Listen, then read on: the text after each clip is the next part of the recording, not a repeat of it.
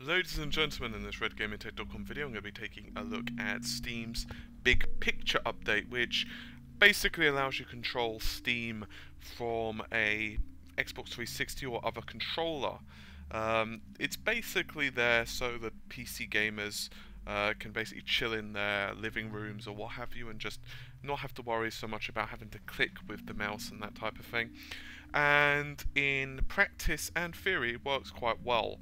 Now, that isn't to say that you can't use the mouse controls. As you can see, you can simply click on it, and for example, let's just click on Store, and we can say go through the Save Big.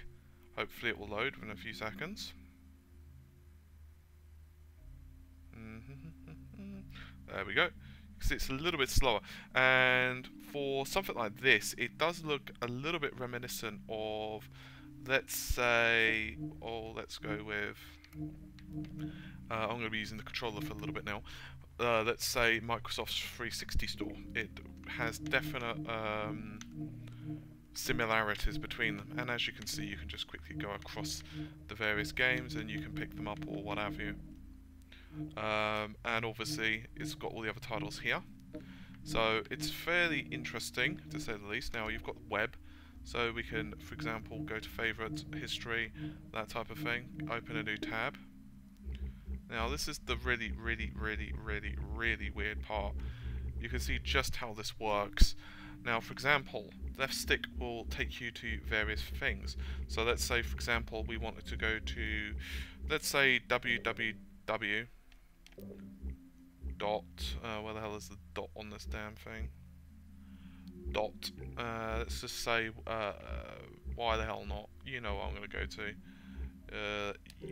to. See now, I know this is going to be really slow for you guys. I'm still trying to get used to where the hell all the buttons are on this damn thing.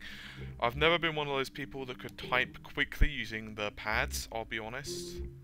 There we go. And now we need E, and then dot, and then C, and then O, and then M. Okay? And how do we enter this damn thing? That's the question. Go, A. And as you can see, we've got it right there. I'm not signed into RGT, however, so it's kind of like an FPS approach, as you can see. So that's kind of cool.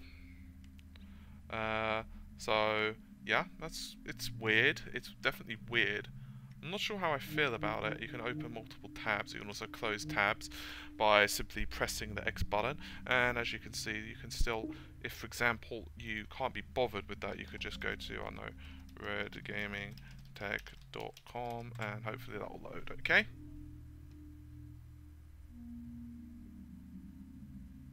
And there you go, which is obviously our website. So yeah, that's all dandy and fine. It's no real issues there at all. Quite like it. It's smooth. I'm not sure exactly how many of you are going to be wanting to use this super amounts, and for example you can add that to favorites by simply clicking on that, which is cool, and it shows a nice little heart icon to show that it loves you, and obviously that would then be under favorites.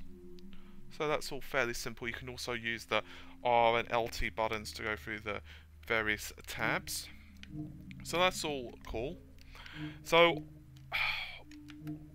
what are my thoughts so far on the whole thing? It has some interesting implications. What I would like to have seen is a more universal approach, and by that I mean, let's say for example you have a really beastly PC in your, let's say, study or what have you, it doesn't matter where, and let's say for example you have a laptop. It's not particularly powerful. It has, like, you know, a reasonable GPU, maybe an integrated system.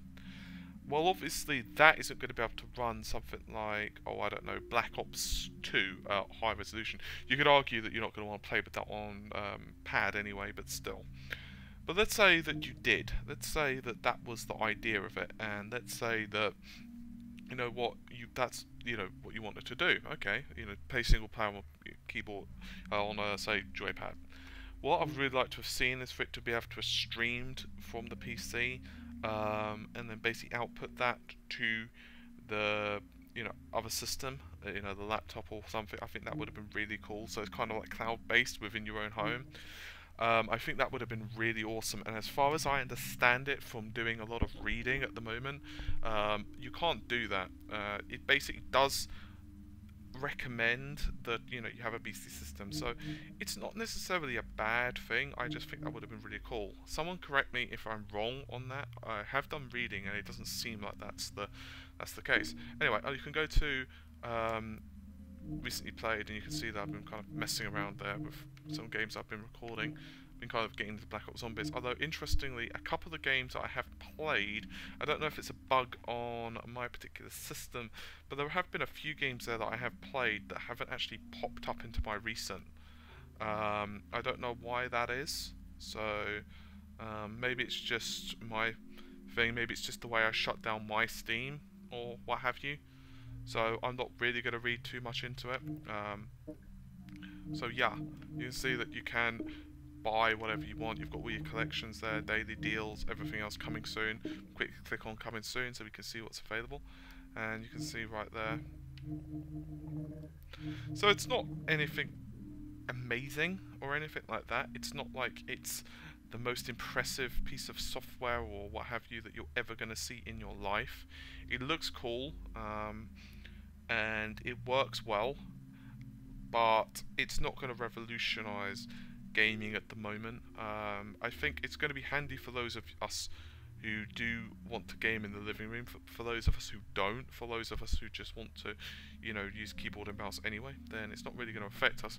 For certain titles, those say Batman, Arkham City, those type of games, maybe Max Payne 3, you're possibly going to be happy with playing it like this interface, and it does work well, it's smooth, and it looks quite cool. I must say that the web browser is fairly interesting, and you can see that all the history's there. You can clear the history should you know, be doing any nefarious things on your thing. So yeah, it all works well, current, and you can just create new tabs, or you can also press Y for shortcuts. This is obviously going to be one of those titles that you're definitely going to want to learn very quickly. So yeah, of course, I don't necessarily know if you actually have to put in the W's on this one. It'll probably work without it, to be honest. But, you know, either way, you can also get to all the numbers by simply holding down the right button, and you can also get to different languages should you so wish, but for me it's not working. You could also got your, you know, capitals if you want to be really mean to someone, so that's pretty cool. You can also notice that you can also go with .com, so there are shorthands there as well, which I actually didn't notice before, if I'm completely and utterly honest with you, so that was a bit of a derp on my part. So there are some cool effects here.